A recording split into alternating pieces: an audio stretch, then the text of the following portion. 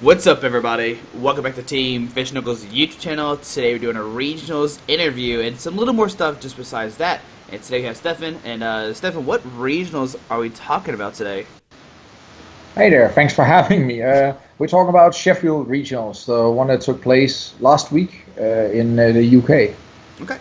And for those who don't know, the regionals beforehand, Steffen also made top 8. And which one was that called? I forgot that one.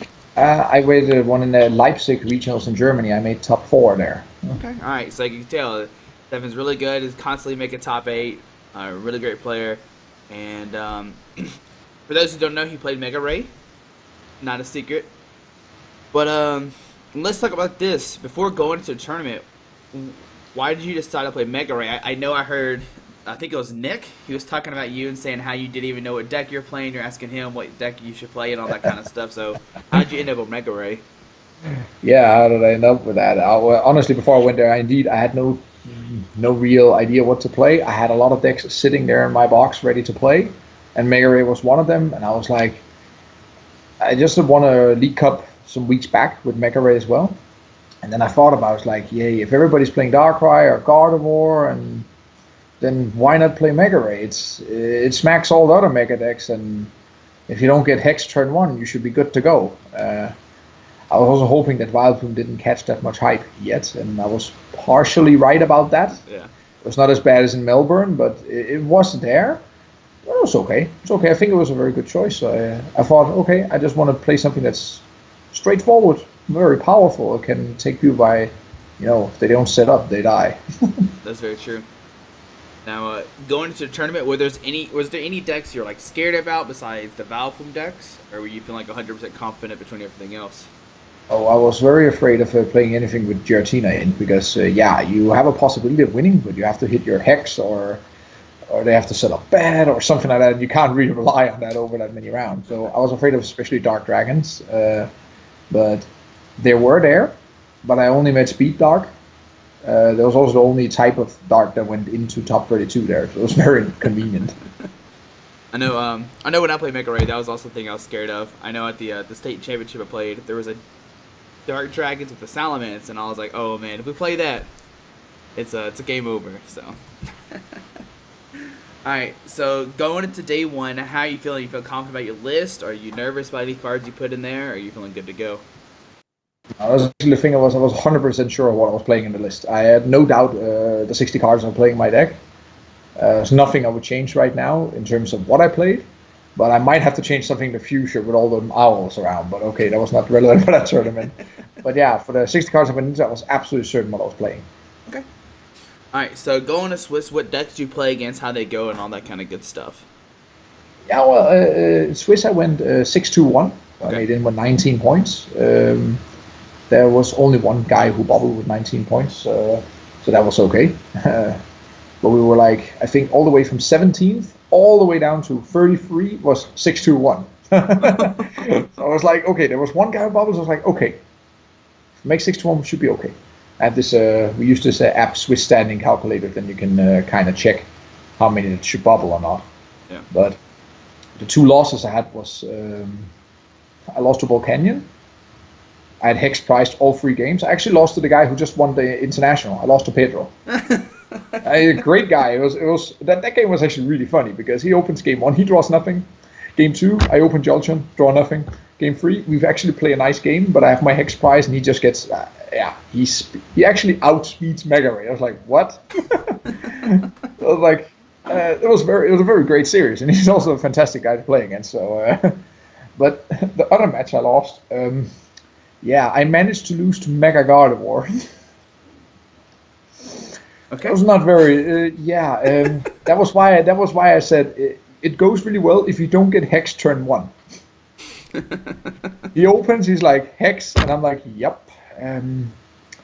That was on the secondary stream, so I was praying that they were not done with the other games, so they had to see this, because that would have been very pathetic to watch. He played a really nice list. Played against Jack Old, who also made a top. I also believe he made top 8 of the tournament. I was certain he made day 2. He also played a really nice list, but he played Max Elixirs over Mega Turbos. which actually makes it easier for him to follow Mega Ray in terms of getting everything set up. Mm-hmm. Because his cards you can throw away immediately. You don't have to wait to the Megas and play before you can use your Mega Tool, but you can just play your Elixirs once the God of EX is on the bench.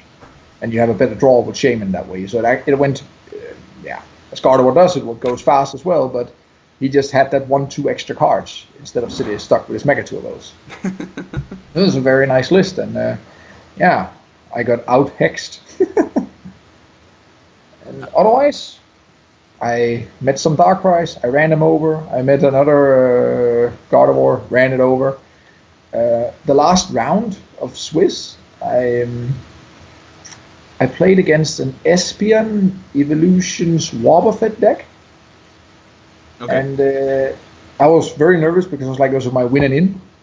At that point I was 5-1, and I never made day 2 of any tournament yet, unless I started on day 2, because everything always went wrong in the last round.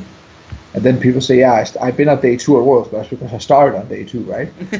And the other regionals we had was only with less than 227 players, so we had top 8, not day 2 Swiss. Okay. So those are 8 rounds, but that's Europe. So I was incredibly nervous going into that game. Then he opens Eevee. He starts, so he attaches energy, finds an Espeon, and passes. And I'm like, oh hell. Let's do this. I got a chance of winning this game turn 1. So approximately 2 minutes later, I've done 240 damage to his Espeon, and the game was over. And so I was like, Mega Ray stuff. Yeah. Game 2, he opens Wobbuffet. And then it takes me after the initial, oh shit, I have no abilities, I realized you can still use Hoopa. Yeah. I was like, oh yeah. Hoopa, da-da-da, Sycamore, whoop, get everything, kill him. Yeah. But it took some few more games, and the game was a lot more interesting. He got some set up, he got a Jolteon down with the Espeon. That kind of murders your Mega Ray in one shot, but you can charge up in one. You can charge up in one turn. He needs another attachment, so he whiffed some energies, and then the game was quite much longer. But I still had a comfortable victory there still, because of Mega Ray just speeding. Otherwise, it was quite a good day. My only draw was against another Mega Ray, where we managed to not draw single prize cards before 30 minutes. And that was after I think I started as Pokemon 11 times or something like that. And then it was like attached DC. Oh yeah, Lysander, Stardust. Then he got nothing and I got nothing, and we were sitting in Stardust. It was he played the Volcanion version, so it was even more aggressive. Mm-hmm.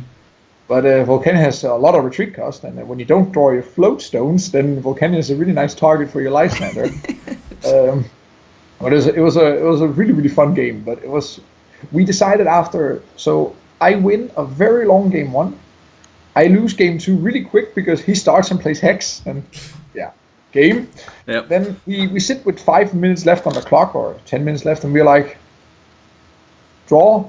Yeah, we don't want to play this. We're not gonna have a super lame game 3 where we sit and play it for fun, and then I actually win in 5 minutes. But I was like, okay, we ID'd already. I'm not gonna be an asshole about it, but you don't want to take that risk when you sit there. You're like, you knew, okay, if we drew here, we both have to win our last 2 rounds. Yeah. And he didn't. I did. Oh, I did, and no, he didn't. I saw the table next to him. I think he met the round after. He met something with a hell lot of Substrikers in. That was not very nice. No, that's usually not a good matchup. And then I got to play one of my good friends, Matthias Lupa, and unfortunately for him, he drew very poorly with his Yveltal deck. He played with the Ninja Boy Towers, and he played 3 Parallel Cities. Jeez. In the first game, he got to play them all, and I recovered from all 3 of them. Combination of Puzzles and Dragonites are very nice. But he, in general, just drew very poorly. In game 2, I realized, oh my god, he has no Jolteon counter. Flash Ray, game. I did it. I was like, yay, I used the attack, because I always, against Darkrai, against Yveltal, I always have in the back of my mind, they don't really play in a counter for Jolteon. They rarely don't. They only can, escape rope Lysander. But you always feel so tempted just to go Mega Ray. So that's what happened on my first day. All right, cool. So going to day 2, you're 19 points, and I imagine you need like what 30 or 31 to get top 8, something like that. 9. 29. There you go. That day you needed 29 because there was a whole ton of draws. Okay. But normal 30 points. Yes, that's the cut. So 3 wins and a tie gets you in, basically, essentially. And that's what actually happened. We had 3 wins, 1 loss, and 1 tie. And I was at 29 points along with 1 or 2 other people. Mm-hmm. And I had a tiebreaker of 64% or so. So, but I didn't. I was very happy at that point because when I qualified for day 2, I got my Worlds invite. I got enough points I passed 500 points. I was like, I don't care anymore. This is great. So I kind of could play the second day with, of course it's cool to get prize money and, more points and such. But yeah. I was like, I'm qualified for Worlds. This is good. Yeah, this is nice. Exactly. Well, congratulations too. Thank you. Yeah, you're welcome. And the cool part, I opened the day really funny because I sit down, my opponent flips over Gardevoir. And I'm like, yes, this is a good start. And then, okay, so after initial yes, it's like, please don't play Hex. He didn't, and I destroyed him. And round 2, at the second game there, we had a Hex war. I managed to Hex chain him 4 or 5 turns, so 1 turn more than he Hex chained me, and then I could set up first. It was a ridiculously bad played game. It was like Hex, pass, Hex, pass, Hex, pass, and so on. For That's 4 so turns funny. straight. It was terrible. And then I play against Charles Barton, Okay. who plays Dark, and I lose that matchup because after a long game 1, I lose closely. It was just well played of him, I would say. The second game, I open Hoopa and pass 3 turns and die. That was like, okay, anti-climax of the day. I was like, okay. But I'm not going to say much about it, although you must have heard what happened over there. Yeah, a little bit, but I'd rather just ignore it and not really worry about it. You shouldn't worry about it. Just not say too much about it, but I find it very odd when your opponent has to win in hand and the turn to the last turn, and then ask to go to the bathroom instead of waiting the last turn and then take it in between games. I find it very strange, but whatever. Yeah. Just a modern invention of draining the clock. I don't know. Didn't really matter. If I started Hoopa and passed 3 turns right after, we could have done that in 2 minutes anyway. And then, so I was like 3-1. It's like, okay, this is interesting. Then I play against. So I play against another. I have another Darkrai I play against, and he plays a very interesting speed Dark list. Mm-hmm. He plays Rangaroo and Puzzles, which was okay. The thing was he played Reverse Valley instead of Peril City. So if I set up, I win. That was basically the condition for me: set up and kill him. Yeah. And that's also what happened. But I kind of liked his build because it was the whole objective of using Max Elixir like 6 or 7 times in one game. That makes for a very hard hitting Darkrai. Sure. But oh well, it kind of lost its glitter a little bit, or the status when you look to the table next to you and see a Darkrai Dragonair playing 19 energies and getting almost everything dumped on the table turn 3. You have a Darkrai hitting for like 260 or something insane, But that was really fun. And then I played against Meaty Hafi, who played Gyarados, and we played on the side stream as well. Mm-hmm. And I was like, shit, he plays Kukui and all kinds of stuff. I'm just going to die here because, the trade is terrible. Mm-hmm. But game 1, he opens Shaman and passes. And I'm like, I like this. We can work with this. And then I start Jolteon. I attach energy, play Hex, and pass because I don't have anything. And then he doesn't do anything. I play Sycamore, draw DC, and kill him with Flash Ray. And basically, game 2 he sets up, kills me. Game 3 he starts mediocre. but I get 3 prices up before he gets really, really running. But then the price trade becomes terrible, and then it ends up being a draw where I had to hit a Lysander, he had to hit an escape rope or something like that, and none of us hit anything in the +3 turn, so it was a draw. Yeah. And then I play against Volcanion my final round. I win the first game, lose the second. The third game, he opens Shaman and pass. I was like, this is a fantastic day. This is yeah, he did what he could. I think actually his Shaman, and I know he had 2 Shamans in play. That was all he had in play. He was like, set up for one, set up for nothing happened. You know, he just got shit. Part of the game, I guess, but it was. Then I was also like, yay! I was just happy. I was knowing I was top 16. That was all. I was like, oh yay! There's prize money top 16 and more points and such. And then I was like, when they set up the standings, and number 8, Steffen Eriksen. I did it. Did it? Yeah. Then I was like, I'm gonna play the undefeated Owl King, Gonzalo, and I was like, yeah. You can watch that game on stream, by the way, and you see I lose the coin flip, and that's not very fortunate. Yeah. But that game went as predicted. Actually, I got really far ahead game 1, but then I think I'm front 6-1 in prices, but then he lies as a hooper, and then the game stops from there. That happens game 3 as well, and game 2 I win because I hex him turn 1, nothing happens, and I kill him. But that's basically how the matchup comes down to. If you start, you have a decent chance of winning. Mm-hmm. To draw really well, and if they start and they set up Plume, you hope you pray you have your hex in your hand, otherwise you're dead. But that's the Decidueye for you. The Decidueye Wild Plume, it's toxic. Yeah, for sure. But still, I mean, make it top 8 is like fantastic. So congratulations, sir. Hey, yay! I'm all happy. I'm all happy. You're not gonna see me complain about that. Exactly. It was fun watching your stream, though. I was like watching it, and I was like, "Come on, Steffen!" And then he lights in the hoop, and I was like, "No, don't do that, please." Oh, it's over. Because I was like, he just played Lysander. I know he only played 2. Yeah. So I was like, nah, he's not gonna have the second one. Bench Hooper, use Scundering, get my Mega Ray, and do stuff. And then it was like Lysander. Oh shit. And then Decidueye did Decidueye stuff, and well, it was okay. I was all happy, and huge congrats to Gonzalo for winning. He won the biggest regionals in Europe so far, so exactly, that's big accomplishment for him. Yeah. All right, so looking forward to your list. When going into the future, you talk about Decidueye Vileplume. Would you still consider playing Mega Ray with all the Decidueye Vileplume hype right now, or would you have to change the deck like drastically to even counter it? I realize Hex hurts them a lot. Mm-hmm. You think they can play trainers again, but it doesn't really do anything because their damage output is kind of mediocre if they can't use Feather Arrow all the time.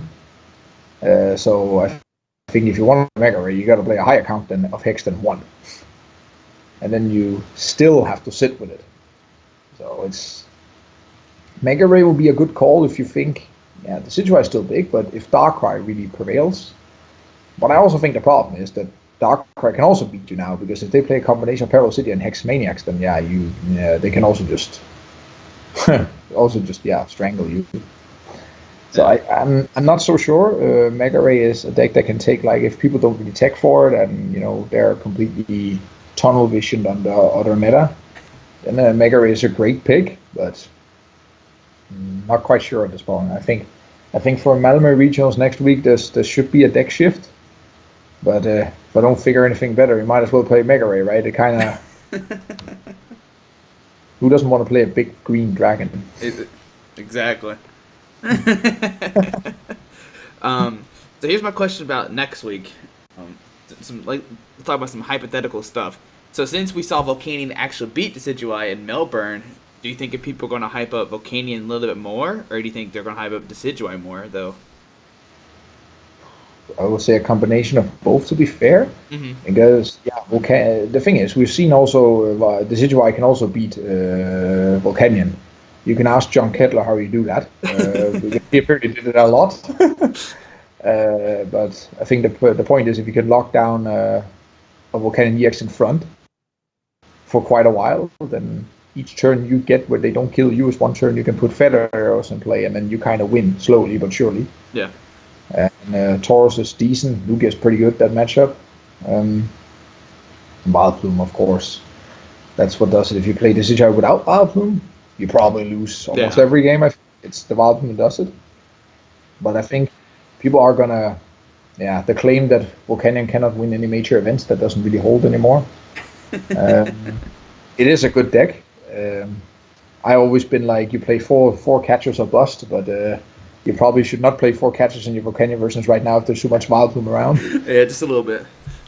But I think it's still going to be a combination of both, because both decks are incredibly strong, and the fact that Decidueye can beat Vileplume under the right circumstances. But you also have Darkrai. Darkrai is just like a pretty strong pick no matter what you do. Okay. You only lose to hard counters, I think, with Darkrai. That's true. Oh, sorry. Uh-oh. That was my alarm that I had to speak to you. Okay, I remember. All right, so looking forward next weekend as well. People are trying right now to figure out how to beat Decidueye Vileplume, and I know Russell, he's talked about like playing Espeon Wobbuffet, and some people playing like Wobbuffet and their other deck lists as well. Do you think Wobbuffet's going to be enough to stop the Decidueye Vileplume stuff? Well, I'm trying it right now myself. I always wanted to play Alakazam, so this was a call for Wobbuffet for Alakazam, but Espeon is a better pair because Espeon is a sick card. It's so good. I think it's a really good deck, but I'm too afraid at this point to play it. I'm still testing it a bit myself, but there will be counters. There will be people trying to counter it. I'm just like, if you focus too much on beating Decidueye, that might succeed. Then Mega Ray drops by, or Darkrai comes, and then you just get you lose to that, and then you don't win tournaments. You have to hope that you win, that you beat all the decks you want to counter, but that's not how a tournament works. You also have to have a decent shot of beating the rest of the meta. Yeah, I mean, that's very true. Yeah, I think in I don't know exact metagame for Melbourne because I didn't see everything, because there's also not stream coverage the same way as there was in Sheffield. But in Sheffield, Gardevoir suddenly played a lot. Like both versions, both the Despair Ray and the hybrid version, more with Cernias and both Megas.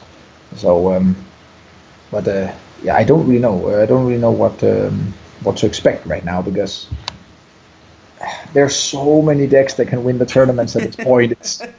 If you played say 7 years ago, 7-8 years ago, when everything was SP, there was like 1 or 2 really good decks, and then the rest was kind of like tier whatever. Yeah. And now you have like a lot of decks that's potentially tier 1 or tier 2 or high tier, and in general that can win tournaments. Take Volcanion, just won.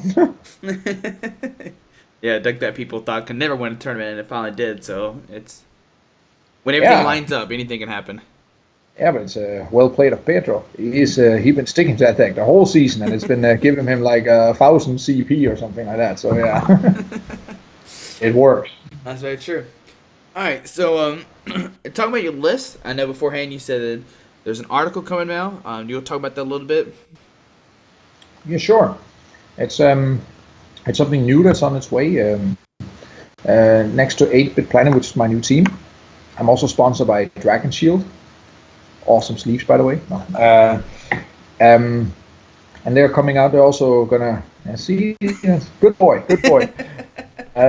They're also releasing articles soon, but they will focus on short articles, which is partially meant to capture new players or players who don't know much about the game. And then they also wanted me to write about Mega Ray because it's a dragon. So yeah, that's cool. So I thought, okay, I'm going to write a short Mega Ray article showing my list and a picture of that, and also how you can start from that list and play potentially 4 other versions of Mega Ray. Metal, Water, Fire, and Fairy. All kinds of versions of Mega Ray. Based on the same list, you just shift 6-7 cards and you're good to go. So yeah, that's you should look forward to that. But I've heard they should come up here during March, but shouldn't be too long now. Okay, all right. And once it comes out, guys, I'll leave a link down below, and of course, I'll link it on the Facebook page as well. So make sure we share that for sure. So, yeah. And now, Otherwise, you go. oh yeah, sure. That might be just Okay. So looking forward, not looking forward, talking about like your teams and stuff. You talk about 8-bit a little bit, and I know here in the States we only have like maybe 2 or 3 like kind of competitive teams. Like we have ARG, MTG deals, and someone's PC. Those are the kind of the big kind of team groups. But how's it look in Europe? How's the team scene over there? I think, as far as I know, there's also 3 teams like to be considered. Hmm. There's also addition to these teams. I know there's a single people sponsored as well by esports teams and other sponsors. But the 3 big ones is first of all, I have my own team, which is 8-bit Planet. Me, Benjamin Behrens, and Tom Hall on Tord Redcliffe. So sponsored by Tom Hall, who is the owner of 8-bit Planet. So through his shop, and we have the social media platform Pokemon Mentor. So be sure to check that one out. Benjamin is doing a huge amount of work. He's putting a lot of work into this channel, and I think he's doing a great job. Besides that, the biggest team is for sure Complexity Card Gaming. They not only have info Pokemon, it's both the TCG, VCG, they also have for Yu-Gi-Oh! And I believe it's Magic as well, but I'm not so certain about that, but don't know much. But that's the biggest team we got. Next to this, we have Limitless. And Limitless, I think, on average, have the best scoring team because they sit with Schulz and my brother Jesper. So before Melbourne, the top 3 in the ranking list was on the same team. That's pretty good. But yeah, that's the 3 bigger teams we have. Notable, I think, at least for the things I know about at this point. But in general, there's a lot of people being sponsored now, and everything is like it's expanding a lot during the season, especially because there's cash prizes to be won now. True. It's exploding. But yeah, give it a few more months, and you're going to see a few more teams, and then the question is just what team is going to survive, what team is going to make it out on top, and it's also a question, being on a team and being sponsored. There's different levels of that. Is it something people are going to be able to live off at some point? I don't know yet, but it's definitely moving that way. That's for sure. Yeah, it'd be interesting to see what happens. Like, is it going to be like professional, like soccer or football level, where if people start doing bad, you cut them, and then maybe another team picks up that person, and I don't know. I'm just waiting to see what happens in a year or two, and how many teams we'll actually have, and how many people are going to be sponsored and stuff. So, yeah. But do you think the team stuff is a good or bad thing for the community, though? I think it's pretty good. It depends on how, of course, they do it. But as it is right now, I think it provides a lot for the community. That these teams are trying to provide a lot of information, both for the competitive player, but also for the the casual player, to get a lot of news and see how is this done. Like it is so easy nowadays to find a really really good deck online. Like because many of these teams, both my own but also Complexity and Limitless, we publish all our lists. Everything is available. So it's also a perfect moment for learning and getting more players into the game, and I think the game will just continue growing because of this. It also makes people coming from other card games much more interested in this. I don't know in America, but in Europe there's a huge inflow of Yu-Gi-Oh players coming into Pokemon lately, due to this shift into cash prizes and such. Yeah. No, it's the same way here. The Yu-Gi-Oh players come in, they're like, "Oh, it's easy card game as Pokemon. I got this. I've won the YCS and all this stuff." And I am happy. Like I'm not gonna complain about them coming. I love to see Pokemon regionals get bigger and bigger, and then maybe we'll even have a bigger prize pool of money and stuff like that. Was it 700 players or so last time in the US? Yeah, I thought we were gonna hit 800. I really thought we were going to. Just wait till you're international. Then that's gonna be that's. Oh man. I don't know how they're gonna do this because I already saw the American Nationals last year. I don't know how many, but it was like more than 1,000 masters or what. And that was just for America only. Just wait. It's open for the rest of the world. This is gonna be. They need a very very big haul or more. It's gonna be interesting to see if they're gonna split it to 2 different pods and if they're gonna do that or not. Because They will have to. When you Yeah. pass 800, the system can't handle it anymore. Then they will automatically flight it. Yeah. So. So the only question you have right now is it going to be 2 flights or is it going to be 4 flights? Yeah, it's true. That's the question you should be asking instead of 1 or 2 flights. Yeah. And it's gonna be interesting, like you said, anybody could join. So like, you're gonna have all these competitive players from like Europe and Japan and whatever come over. Then you're also gonna have the competitive like Yu-Gi-Oh players stuff like that too, who think they can win this stuff. And because when people hear 10 grand or whatever it is, they're gonna be like, all right, 10 grand, that's a lot of money to come fight for. So. Yeah, and it gets very competitive. No, also even in the smaller tournament, like when you play league cups, it's super competitive already. But it's funny you talk about Yu-Gi-Oh plays and stuff. It's always when you play against a person and you see after the first hand everything is bling, everything is completely gold, and then you ask, "Oh, you played for a long time?" No, I just started a couple of months back. Did you play Yu-Gi-Oh before? Yes, I did. Oh, of course, yeah. They sold a couple of cards and they have everything in their gold. They sold like one Yu-Gi-Oh card and it's worth the whole Pokemon deck or something. Like. Yeah, because I sit there, I play now for 11 years ish, and I play whatever I get my hands on, which is not gold. I play like cheap. I understand. Trust me, I understand. So, all right, man. Well, do you want to give any shouts to anybody before we head out? I want to first of all give a shout out to my new team, and also want to say well done this weekend. They both made top 32 again. So both to Benjamin and Tort and to our sponsor Tom. I think this is great, and I hope it's going to be good. And as of course also congrats to my brother making top 4 at international. You know, the legendary world champion. Don't put him any higher. He might fly away. He's long gone. Nah, it's good he can prove he can do this in Masters. I'm very happy for him. Yeah. And a big shout out to my soon-to-be wife Malika for always supporting me. She was unfortunately not with me in Sheffield, but she was watching me from home, and she'll be with me next time I go. There you go. Cool. All right. Well, do you want to talk about anything else, or are you good to go? I think we covered much, and yeah, if there's any questions, people know where they can find me on Facebook, I guess. Yeah, that's true. And I'll leave a link down to everything about his team, the Dragon Show website, and everything like that. You can check everything down below in the description. So make sure you check that out, guys. Give a like on their Facebook page as well. But guys, hope you enjoyed this video. Steffen, thank you for doing this. I really do appreciate this.